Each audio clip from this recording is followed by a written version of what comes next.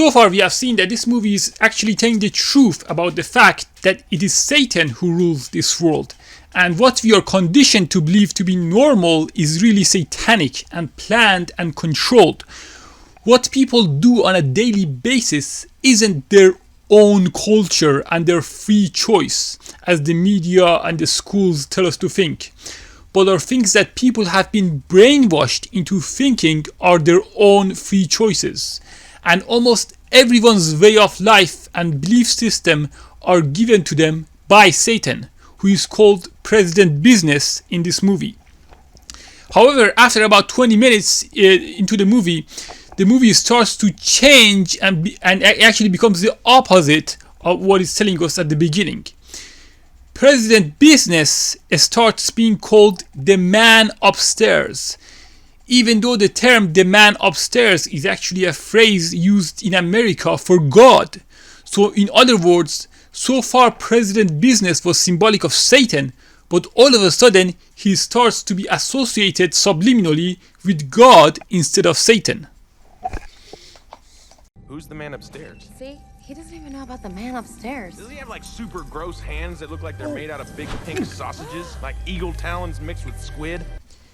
Remember that it says in the Quran, أعوذ بالله من الشيطان الرجيم, يد الله فوق أيديهم. The hand of Allah is above theirs. President Business is associated with God in other ways as well. For example, he now says, You see what I'm talking about? All I'm asking for is total perfection. Now think about it. Who is the one who wants perfection? Is it Satan or God? Of course, God wants perfection. Allah wants paradise. But notice the deception in this film. First, they tell us about the problems and horrible things and bad things that are going on in the world that we are living in. And then later, they try to blame all these problems on perfectionism, even though the world we are living in is far, far from being perfect. In fact, it is the opposite of perfect. The problem with our world is the lack of anything even resembling perfection, but rather it's injustice and corruption that are the norm in this world government, no matter which one of these fake countries you live in. Satan does not want a perfect world at all. He wants the exact opposite. Interestingly, there are many other movies where they try to associate Satan with perfectionism, as if Satan wants paradise and God supports this corrupt world that we are living in right now. In other words, they try to associate God with the government. That's why the government is called the Big G. But God is also known as the Big G. You see, they want to associate themselves with God and say that if you don't like us, that means you don't like God and therefore you like Satan, even though these people themselves are Satanists. The mind controllers, the governments, the governors of our mentality, the mind controllers, they are Satanists. But they said, if you don't like us, that means you hate God. And they try to tell us that Satan is just a metaphor for your desire to oppose the government. That Satan doesn't really exist. Satan is your desires to oppose the government. That's Satan. That Satan is your ego. That's what the Kabbalists, the Zionists, the Shias, the Sufis often say. They try to say that Satan is just metaphorical. For example, I explained about the Tron movies on my past videos, that there are two groups fighting each other in that movie. And the blue and white guy is supposed to be God, while the black and red one is supposed to be Satan. Just like in the Lego movie where President Business is black and red. Red is also associated with Satan in Christianity, and in ancient Egypt, the religion of Satan or Set was also symbolized by the color red. And the good guy Horus was blue. The black and red symbolism is also associated with the flag of Nazi Germany, while blue and white are the colors of the Israeli flag. And as I've said before, the Illuminati want us to think that Zionist Israel is godly, and those people who oppose Zionism are satanic, which is why Iran uses black and red colors when they write Allah supposedly on their flag, and they also use lots of other Nazi symbolism in order to associate Islam and Allah with Satan.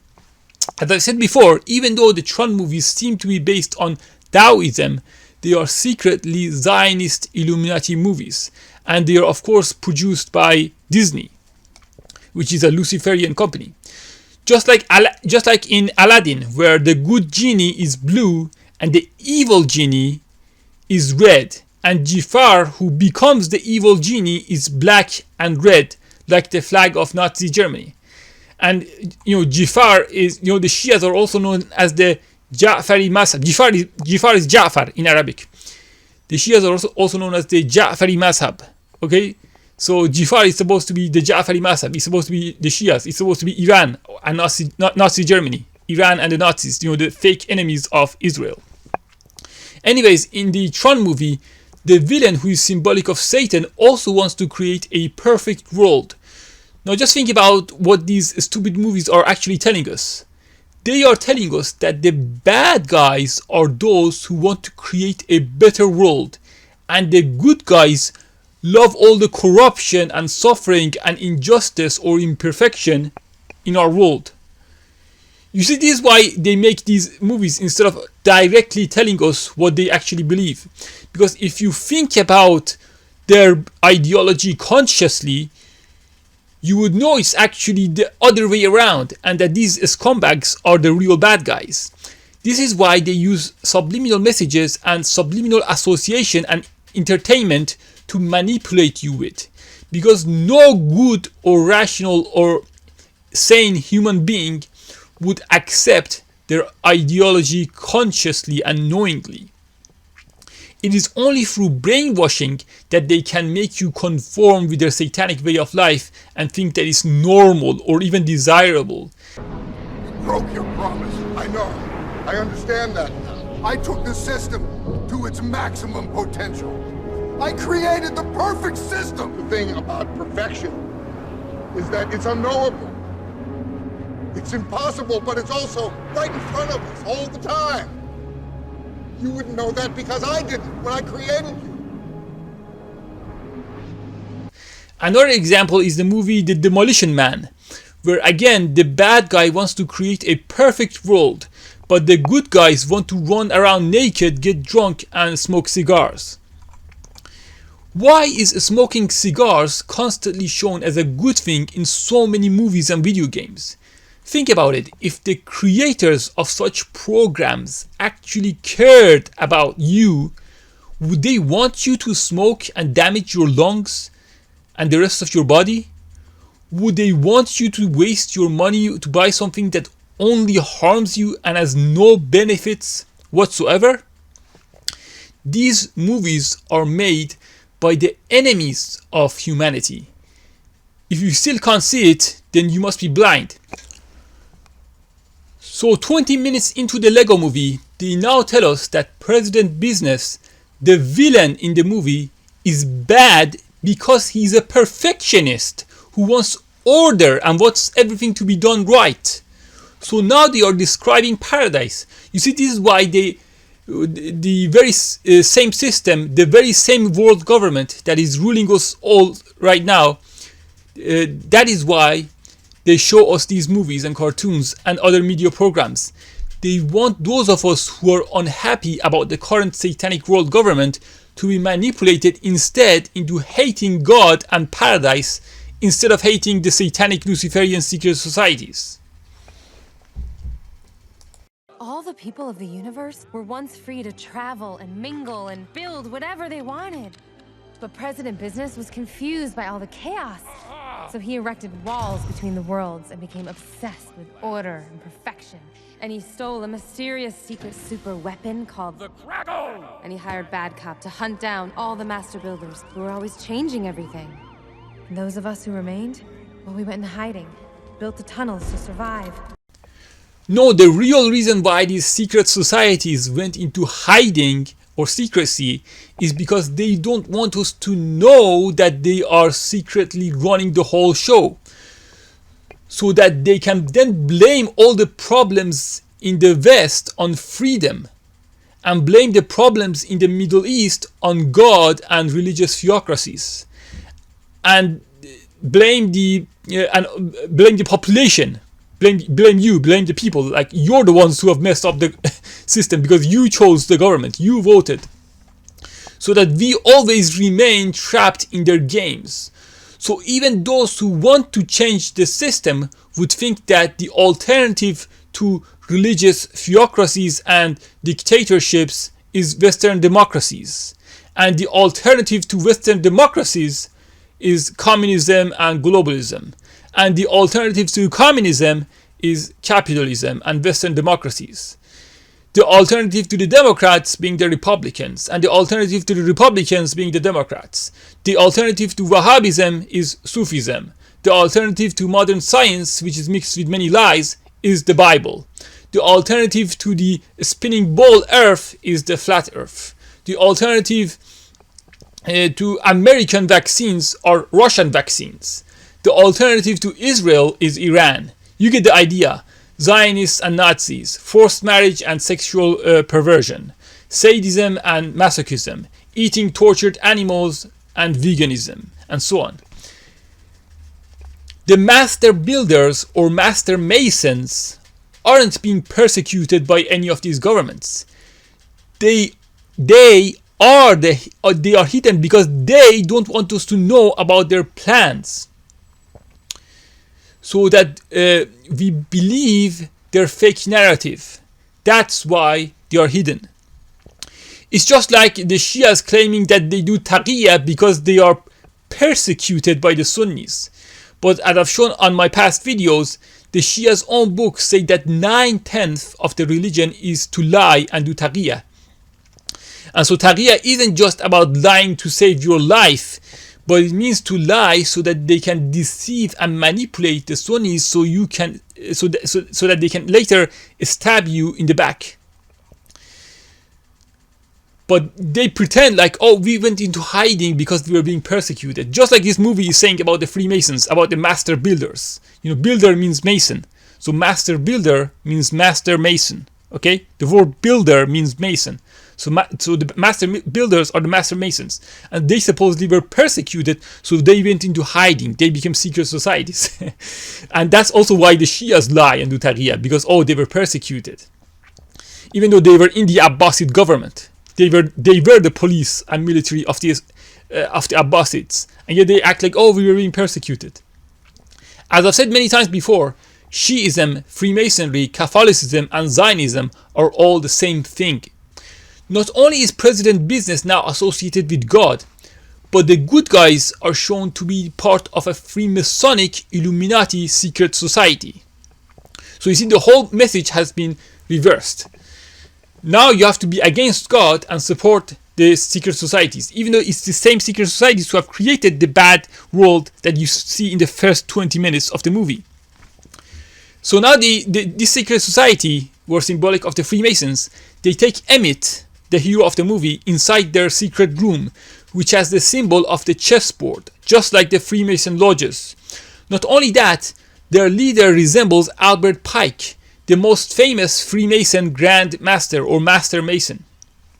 Also, the other person in the lodge is called Lucy. And you know that Albert Pike was a Luciferian.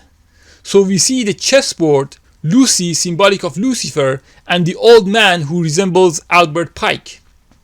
Not only that, but the good guys are called Master Builders. And as I said, the word builder is interchangeable with Mason. So master builders are master masons, just like Albert Pike, who is known by the Freemasons as a master mason. So yeah, from this point on, the movie is about the Luciferians fighting against God. The opposite of what the movie seemed to be about in the first 20 minutes. So this is another Ouroboros movie, the snake eating its own tail, which is actually a symbol used in Freemasonry itself.